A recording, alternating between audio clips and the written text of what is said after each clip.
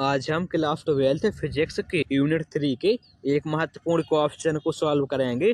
तो क्वेश्चन है संट या फिर इसी को पार्श्ववाही भी कहते हैं, क्या है इसका सिद्धांत समझाइए एवं इसके उपयोग लाभ हानियां भी लिखिए। तो चलिए अब हम सबसे पहले जान लेते हैं कि संट या फिर पार्श्ववाही क्या होता है। धारामापी में अत्यधिक धारा प्रवाहित करने पर इसकी कुंडली के जलने या फिर संकेतक के टूटने का खतरा होता है या फिर रहता है।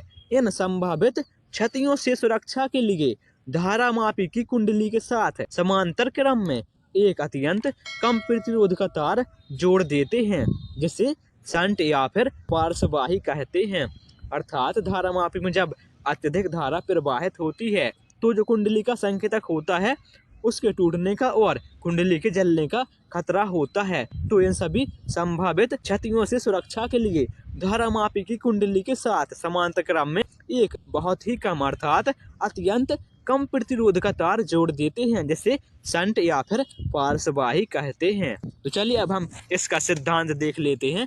तो यदि आप हमारे चैनल पर नए हैं तो प्लीज हमारे चैनल को सब्सक्राइब भी कर लें ताकि इसी प्रकार की वीडियो आपको सबसे पहले उपलब्ध हो सके। तो जैसे यहाँ पर आपको सबसे पहले इस प्रकार का एक डायग्राम बनाना है। तो इसमें यहाँ से एक I विद्युत धारा प्रवाहित की जा रही है। तो यहाँ पर एक जो धारामापी लगा है G और यहाँ पर एक संट लगा है S।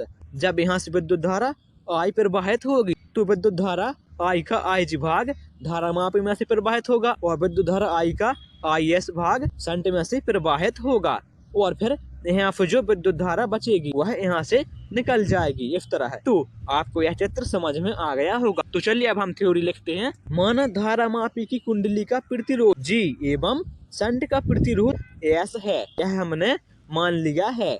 परिपथ में प्रवाहित मुख्य धारा का मान I है, अर्थात परिपथ में I मुख्य धारा प्रवाहित हो रही है, जिसका IG भाग धारामापी में से एवं IS भाग संट में से प्रवाहित होता है। तब स्पष्ट है कि IG प्लस IS बराबर I होगा, क्योंकि जो मुख्य धारा है वह I है और जो यहाँ पर विद्युत धारा दो प्रकार से प्रवाहित हो रही है, एक तो धारामापी में से और एक संट में से। तब IG प्लस IS बराबर 1 होगा। तब हम इसे इक्वेशन नंबर 1 दे देंगे। ओम के नियम से स्पष्ट है कि धारामापी के सिरों पर विभवांतर निम्न प्रकार का होगा। ओम के नियम में V बराबर IR होता है, अर्थात V बराबर यहाँ पर V होता है वोल्टेज और I होता है विद्युत धारा और R होता है प्रतिरोध। तब यहाँ पर धारामापी में VG हो जाएगा वोल्टेज और IG हो जाएगा विद्युत धारा और G हो जाएगा प्रतिरोध। तब यहाँ पर VG बराबर हो जाएगा IG इंटू G एवं इसी प्रकार संट के सिरों पर विभवांतर निम्न प्रकार का होगा, VS बराबर IS इंटू AS। अब चूंकि धारामापी और संट समांतर क्रम में जुड़े हैं, आता है VG बराबर VS होगा, अर्थात धारामापी के सिरों के बीच का विभवांतर और संट के सिरों के बीच का विभवांतर समान होगा। तब हम यहाँ पर इन दोनों के मान रख देंगे। तब यहाँ पर VG का मान है IG इंटू G बराबर और VS का मान है IS इंटू AS। तब यहाँ पर हो जाएगा आगे G अपॉन AS बराबर IS अपॉन IG। तो हमें यह मान प्राप्त हो गया है। अब हम इसमें योगानुपात नियम लगा देंगे। योगानुपात नियम से आ जाएगा G plus AS upon AS बराबर IS plus IG upon IG। चूंकि समीकरण 1 में IS प्लस IG बराबर 1 है, तब यहाँ पर हो जाएगा G प्लस AS बटे AS बराबर I अपॉन IG। इसे हम इक्वेशन नंबर 2 देंगे। अब यदि हम मुख्य धारा I का nवां भाग धारामापी से प्रवाहित करना चाहें, अर्थात IG बराबर I अपॉन N होगा। यहाँ पर जो धारामापी की विद्युत धारा है उसके बराबर जो मुख्य धारा है अपॉन N होगा, अर्थात मुख्य धारा का nवां भाग अर्थात 1 अपॉन N। तब यहाँ पर IG बराबर 1 अपॉन N आ जाएगा और यहाँ पर आ जाएगा N बराबर I अपॉन IG और इसे हम इक्वेशन नंबर 3 दे देंगे। अब हम इक्वेशन 2 और 3 की तुलना कर देंगे। तब यहाँ पर आ जाएगा G plus AS upon AS बराबर N और यहाँ पर त्रिक गुणा से आ जाएगा NS बराबर G प्लस AS और यहाँ पर आ जाएगा NS माइनस AS बराबर G। अब यहाँ पर S कॉमन है, तब यहाँ पर आ जाएगा S कोष्टक में N माइनस 1 बराबर कैपिटल G।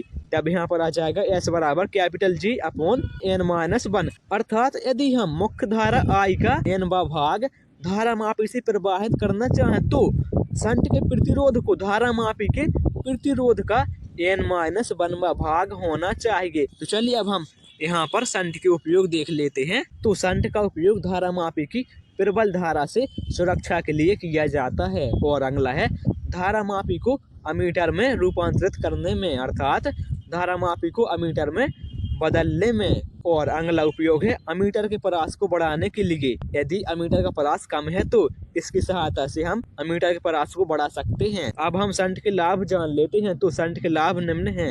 धारा मापी की कुंडली और संकेतक क्षतिग्रस्त होने से बच जाते हैं। और अगला पॉइंट है धारा मापी का प्रभावी प्रतिरोध बहुत कम हो जाता है, अर्थात जो धारा मापी का प्रभावी प्रतिरोध होता है, अर्थात जो धारा मापी पर अधिक प्रभाव डालता है, उसका प्रतिरोध कम हो जाता है। अतः उसे किसी परिपथ में जोड़ने पर उस परिपथ में बहने वाली धारा के मान में कोई उल्लेखनीय परिवर्तन नहीं होता है। अर्थात यदि हम किसी धारा मापी में शंट को जोड़ दें तो उस परिपथ में बहने वाली धारा के मान में कोई ज्यादा परिवर्तन नहीं होगा। और अब हम जान लेते हैं शंट से होने वाली हानि। तो शंट के उपयोग से धारा मापी की सुग्राह्यता कम हो जाती है, अर्थात जो धारा मापी की क्वालिटी होती है वह कम हो जाएगी। Thank you.